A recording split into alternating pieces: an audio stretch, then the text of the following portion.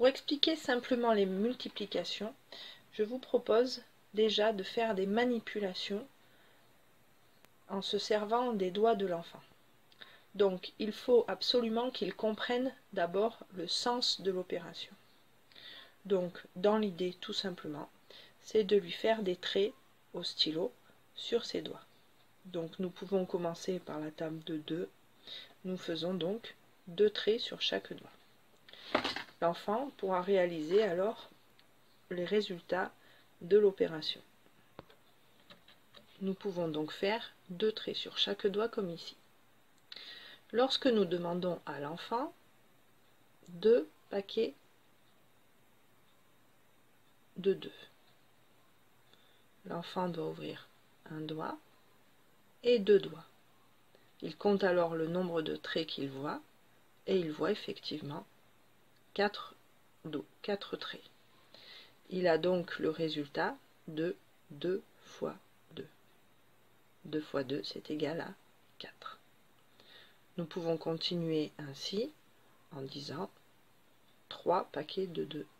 3 paquets de 2, et il comptera le nombre de traits qu'il voit, il en voit 6, etc.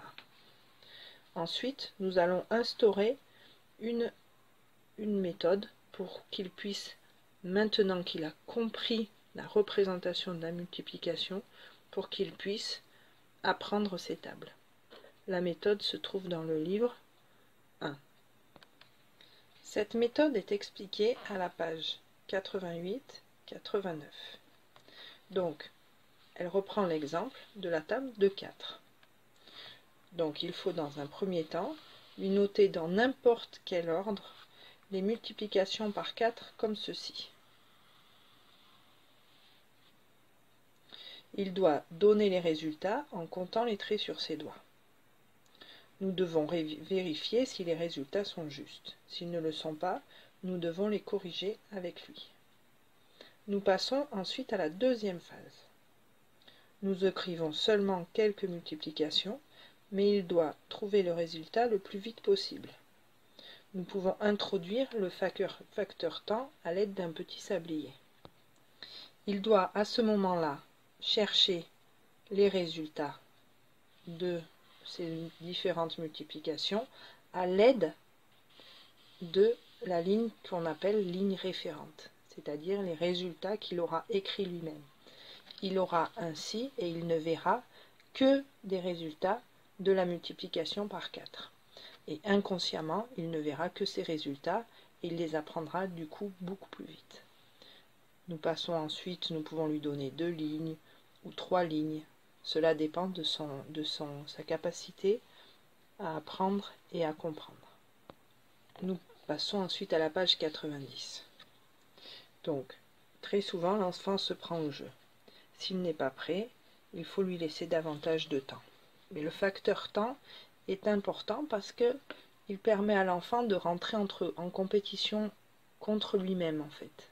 Et très souvent, ils aiment bien faire des efforts et ils sont pas heureux d'être en échec. Il ne faut pas croire qu'ils sont heureux de ne pas y arriver. Donc, ils font souvent un effort supplémentaire pour pouvoir faire les choses dans le temps. Et il faut s'adapter à l'enfant, évidemment. Nous passons ensuite à la troisième phase. Donc dans la troisième phase, comme la multiplication est commutative, c'est-à-dire on peut l'écrire dans l'ordre qu'on le souhaite, nous pouvons recommencer l'expérience de différentes lignes en le laissant regarder sur les résultats sur la ligne référente, mais nous pouvons écrire 4 fois 2, 4 fois 5, ou 3 fois 4, ou 8 fois 4, ou 6 fois 4. Cela a peu d'importance. L'important est que l'enfant se prenne au jeu et continue à trouver de l'attention à cette manipulation. Il est aussi soulagé de pouvoir visualiser sa ligne référente.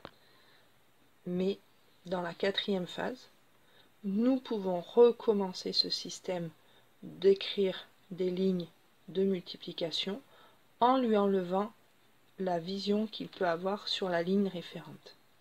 C'est-à-dire que nous commençons à faire en sorte qu'il apprenne les tables et qu'il copie les résultats des multiplications dans différents ordres en ne faisant appel qu'à sa mémoire. Vient ensuite la 5e phase où normalement un enfant doit en 1 heure facilement commencer à apprendre une table. Et dans la 5e phase, on peut lui faire une dictée de multiplication. L'enfant s'est pris au jeu et c'est frais. Il y a ensuite une chose qui est très très importante, c'est ce que j'appellerai la 6e phase, c'est d'entretenir régulièrement la mémoire sur les opérations de multiplication. Cette méthode procure de très très bons résultats. Elle ne coûte pas grand-chose, mais il est impératif que l'enfant ait compris le sens de la multiplication avant d'apprendre ces tables. Sinon, il ne saura pas utiliser à bon escient l'opération. Au revoir.